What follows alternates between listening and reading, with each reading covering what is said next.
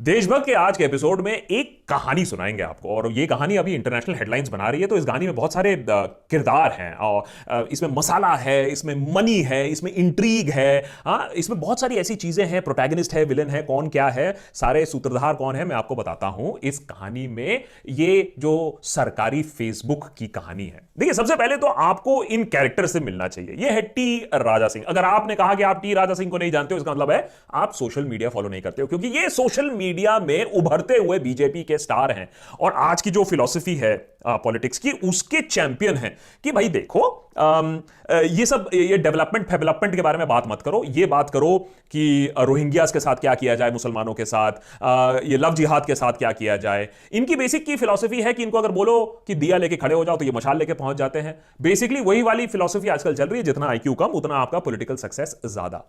तो T Raja Singh social media इस्तेमाल करते हुए, फेसबुक इस्तेमाल करते हुए कह रहे हैं कि रोहिंग्या मुसलमानों को गोली मार देना चाहिए और मुसलमानों को कैसे हैंडल करना चाहिए, एटसेट्रा एटसेट्रा। इन सब चीजों के बारे में बात कर रहे थे, मस्जिद गिरा दो वगैरह वगैरह। अब फेसबुक ये सारी चीजें देख रहा था। फेसबुक में आप यकीन नहीं मानेंगे, लेकिन फेसबुक में ऐसी भी एक टीम है जो देखती है कि कौन लोग गलत टाइप ऑफ कंटेंट कर रहे हैं। उनकी भी अपेरेंटली एक पॉलिसी है, हमने कभी देखी नहीं है, लेकिन ऐसे लोग हैं फेसबुक में।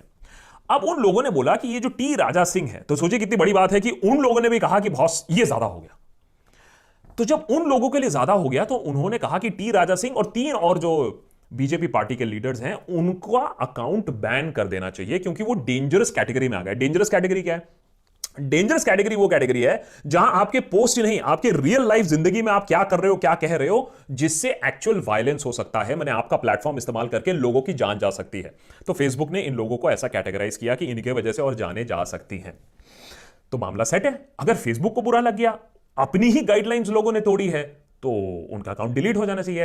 यही तो वॉल स्ट्रीट जर्नल का आर्टिकल आके कहता है कि कितनी, देखिए, साठगांठ है, कितनी दोस्ती है। पहले एक रिलेशनशिप था फेसबुक और सरकार का, कॉम्प्लिकेटेड था। अब तो लगता है इन मैरिड रिलेशनशिप लग रहा है इस रेट पे, क्योंकि फेसबुक की जो इंडिया पॉलिसी हेड है अंकी दास, उन्होंने आके कहा देखो भाई ऐसा मत करो, अगर तुम लोग ऐसा कर दोगे तो धंधा मंदा हो जाएगा। सो बेसिकली फेसबुक पर यह एलिगेशन लगाया है वॉल स्ट्रीट जर्नल के इस आर्टिकल ने, जो दुनिया भर में ट्रेंड कर रहा है, कि अपने ही फेसबुक के रूल्स और गाइडलाइंस तोड़ने के बाद, अपने ही लोगों के फ्लैग डाउन होने के बाद भी फेसबुक ने इन लोगों को डिलीट नहीं किया, क्योंकि ये रूलिंग पार्टी से ताल्लुक रखते थे।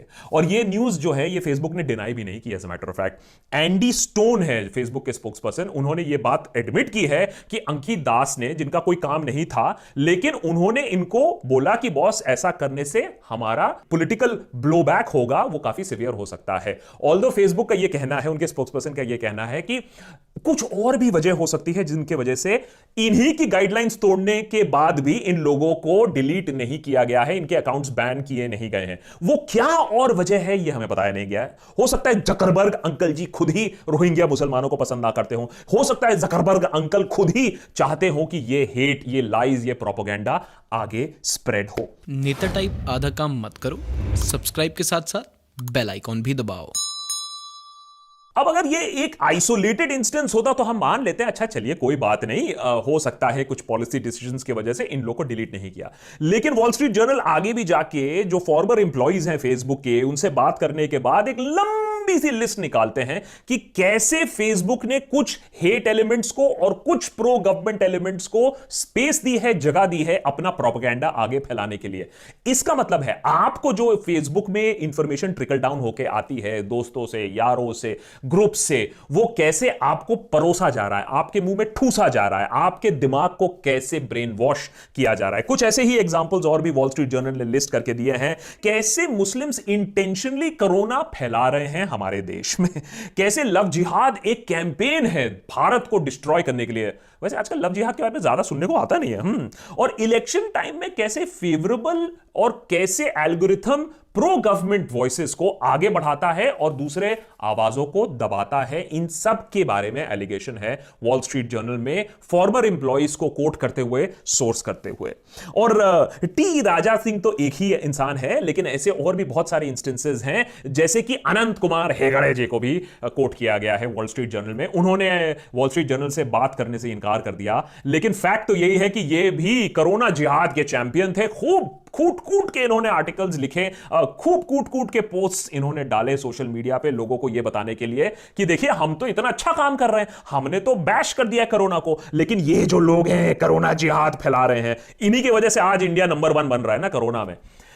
अब आप हालत सोचिए, ट्विटर ने जहां कुछ भी चलता है, जहां आप कुछ भी अंटे संटे लिख दीजिए उसको बैन नहीं किया जाता है। ट्विटर ने इनके अकाउंट को डीएक्टिवेट कर दिया, लेकिन फेसबुक ने इनको हाथ तक नहीं लगाया। देखिए कितना इंडिपेंडेंट है फेसबुक। जब वॉल स्ट्रीट जर्नल ने उनको अनंत कुमार हेगड़े जी के बारे में सवाल पूछा, तब जाके आनंद में इन्होंने इनके कुछ पोस्ट्स वगैरह डिलीट किए हैं। तो ये जो साठगांठ है, ये एक इंस्टेंस पे नहीं है, ये एक पर्सन पे नहीं है, ये एक ट्रेंड है, एक चेन जो निकल के आ रहा है। उसके ऊपर साकेत गोखले जो एक आरटीआई एक्टिविस्ट है, साकेत गोखले ने एक और संगीन आरोप लगाया है जहां तक अंकी दास की बात है, क्योंकि वो कहते हैं रश्मि दास जो है एबीवीपी की जेएनयू में प्रेसिडेंट थी, एबीवीपी की प्रेसिडेंट इन जेएनयू, जिन्होंने बोला कि जो अटैक हुआ था जेएनयू पे बिल्कुल सही हुआ था। रश्मि जी ने एक आर्टिकल भी लिखा है moneycontrol.com पे, जहां जियो पे जो फेसबुक ने इन्वेस्टमेंट किया है और जो पार्टनरशिप हो रही है उसके बारे में वाहवाही हो रही है। ये रश्मि दास कौन है? ये अंकी दास की बहन है, अकॉर्डिंग टू साकेत गोखले। तो ये जो इंफॉर्मेशन निकल के आई है ये इलीगल नहीं है, इसमें कुछ इलीगल नहीं है, लेकिन अगर ये अमेरिका होता तो कॉन्फ्लिक्ट ऑफ इंटरेस्ट को लेकर डेफिनेटली एक इन्वेस्टिगेशन बैठता, लेकिन ये इंडिया है, यहां सब चंगा सी है जी। तो अब सवाल आता है कि भाई इसके बारे में क्या हमको एकदम खबर नहीं थी, एकदम भनक नहीं थी? क्या सारे लोग, जर्नलिस्ट, पॉलिटिशियन सो रहे थे कि फेसबुक इतना सारा साठगांठ किया जा रहा था? एक्चुअली ये ओपन सीक्रेट एक तरफ से आप कह सकते हो ऑलरेडी है इंडिया में। बहुत सारे पॉलिटिकल पार्टीज इसके बारे में जानते हैं, बहुत सारे पॉलिटिशियंस इसके बारे में जानते हैं। आप यकीन नहीं मानोगे, लेकिन ये पार्लियामेंट तक भी बात पहुंच चुकी है। सुनिए। Facebook senior management in India are de facto campaign managers for the BJP. Facebook's Delhi office is virtually an extended BJP IT cell, and I'm saying this with all responsibility. Facebook censored anti-BJP news and put other parties in jeopardy. The Facebook algorithm censors anti-BJP content. अजी Facebook को campaign manager of BJP बोल दिया, लेकिन Facebook टस से मस नहीं हुई, फेसबुक से तो कोई रिस्पांस हमें देखने को नहीं मिला। तो ये चीज जो हमें मालूम थी, हमारी मीडिया तक को जो कुछ लोग अभी भी बोलते हैं मीडिया में, उनको मालूम थी, अब पूरे दुनिया को मालूम हो रही है कि ये जो दोस्ती है, ये जो रिलेशनशिप है, कितनी गहरी है। आहा, क्या दोस्ताना है फेसबुक और सरकार का। और बात सिर्फ पॉलिटिशियंस ही नहीं, कुछ जर्नलिस्ट ने भी उठाई थी। अब ये मत सोचिएगा कि 9 बजे किसी एंकर ने इस बात को उठाया हो फेसबुक के बारे में, लेकिन सिरिल सैम और परंजॉय गुहा ने एक 5 पार्ट सीरीज की थी on a website called news click. अब वो मैं आपको पूरा तो नहीं समझा सकता हूं कि 5 पार्ट में क्या क्या लिखा था, वो लिंक नीचे मैंने दे के रखा है, जाके एक बार पढ़िएगा। कि 2019 इलेक्शन से पहले ही ये कंसर्न रेज किया गया था कि फेसबुक कैसे काम कर रहा है, सरकार को हेल्प कर रहा है। 5 पार्ट की सीरीज में क्विकली अगर मैं आपको बताऊं तो कुछ कुछ चीजें जो इंपॉर्टेंट बताई गई थी। फेसबुक और व्हाट्सएप कैसे मिस इंफॉर्मेशन स्प्रेड कर रहा है, which is leading to lynchings across India. BJP का प्रोपेगेंडा कैसे फेसबुक आगे बढ़ाता है, और राइवल्स की मैसेजेस कैसे दबाई जाती हैं जिससे कि उनकी आवाज ऊपर ना उठे।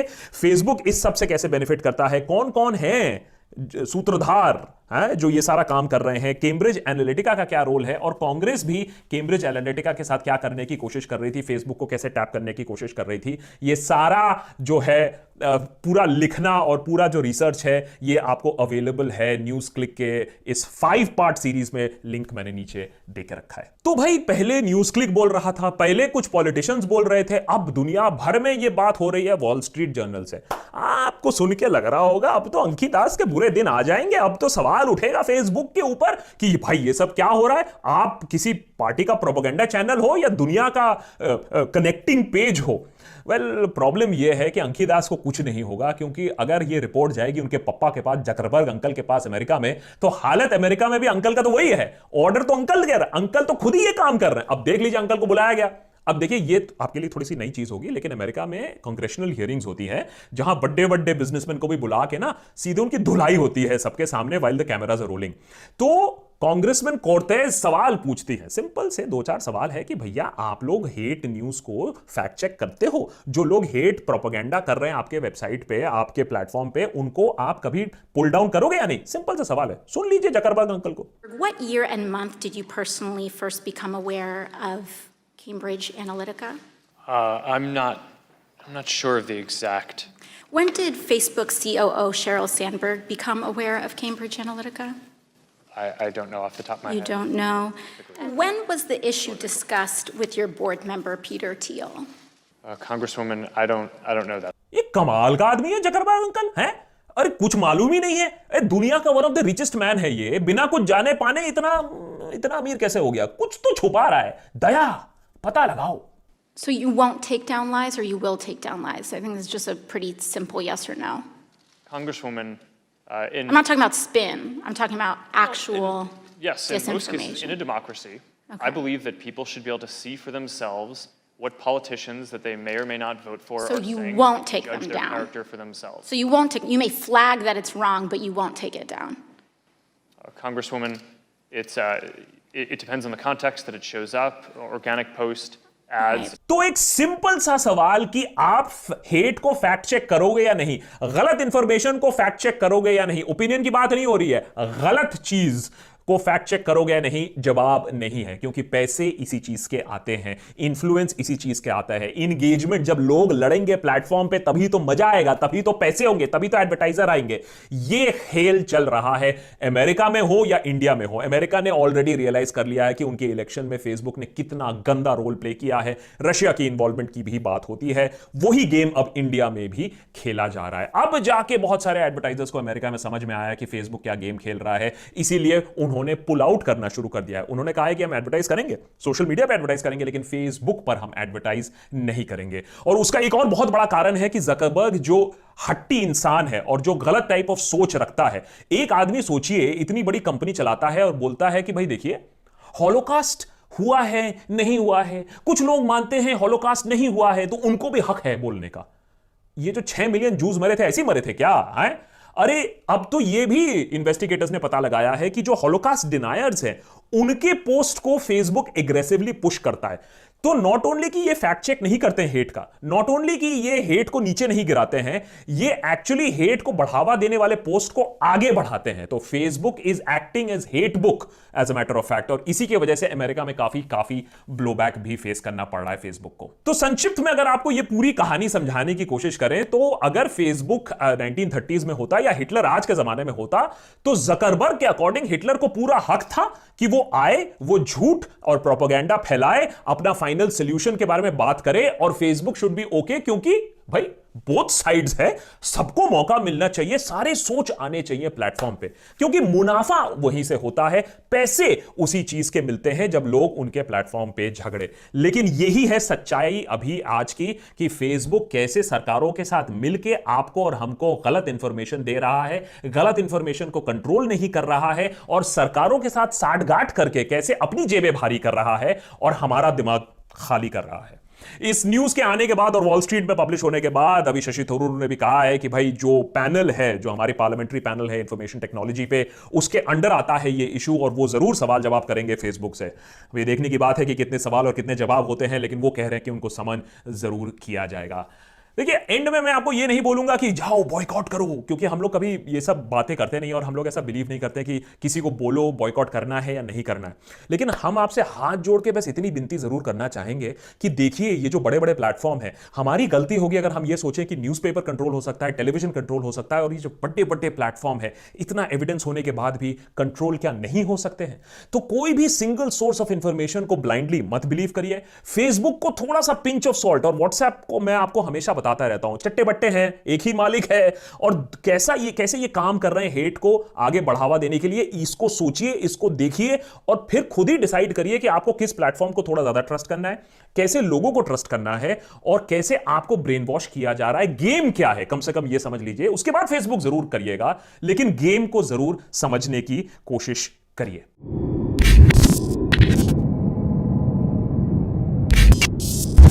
लंबी कहानी हो गई होगी थोड़ी सी, माफ करिएगा, लेकिन ये बहुत ही दिलचस्प कहानी है। बहुत सारे लोग इस पे बात कर रहे हैं, इंटरनेशनली हमारी छीछी हो रही है इस रेट पे कि कैसे सरकार के साथ मिलके फेसबुक ऐसे काम कर रही है। तो कम से कम आप इस धंधे के अंदर मत पड़िएगा। मैं एक ही चीज आपको रिक्वेस्ट करूंगा, बॉयकॉट करिए ना करिए, अनइंस्टॉल करिए ना करिए, लेकिन इंडिपेंडेंट न्यूज साइट्स को जरूर फेवर करिएगा, क्योंकि वही एक लास्ट बैस्टियन रह गया है जो इधर उधर से स्पॉन्सरशिप्स नहीं उठाते हैं रैंडमली, और वो आपके सब्सक्रिप्शन बेसिस पे चलते हैं, तो उस पर जरूर फोकस करिएगा। So that is why today special thanks to our ultimate देशभक्त। ये वो कोर लोग हैं जिनके वजह से हमारा ये यूट्यूब चैनल आगे बढ़ता है और हम नई नई चीजें करने की कोशिश कर रहे हैं, एक छोटा सा वेबसाइट लॉन्च करने की कोशिश कर रहे हैं, टेलीग्राम पे आने की कोशिश कर रहे हैं। तो ये सारी चीजें अब हम धीरे धीरे कर रहे हैं क्योंकि आपका सपोर्ट जरूर मिला है। तो आप कैसे सपोर्ट कर सकते हो? ज्वाइन बटन नीचे है, या फिर patreon.com/theDeshBhakt पे आप ज्वाइन कर सकते हो। कौन से टीयर्स हैं, कैसे कैसे मेंबरशिप बेनिफिट्स हैं, अल्टीमेट देशभक्त क्या है, वो सारा इंफॉर्मेशन आपको वहीं मिल जाएगा। Thanks for watching,